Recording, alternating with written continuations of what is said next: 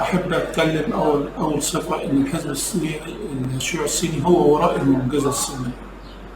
واضح جدا من المبادئ الرئيسية للحزب وهو أن الشعب في المركز، البشر في المركز، وأن التنمية بالشعب من أجل الشعب. فده في الحقيقة خلق حالة من حالات التناغم الوطني والالتفاف حول القيادات زي ما قلت وحول الحزب، وأصبح في إحساس بالمساواة أو بالعدالة ما بين 56 قومية. The center of every development is people. In terms of ensuring that the quality of life is improved, you need to come out with policies that will make people the center.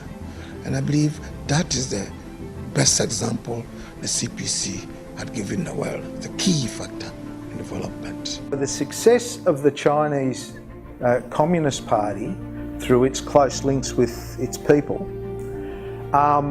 is not only a victory for the Chinese, it's a victory for all Marxists, for all communists in the world.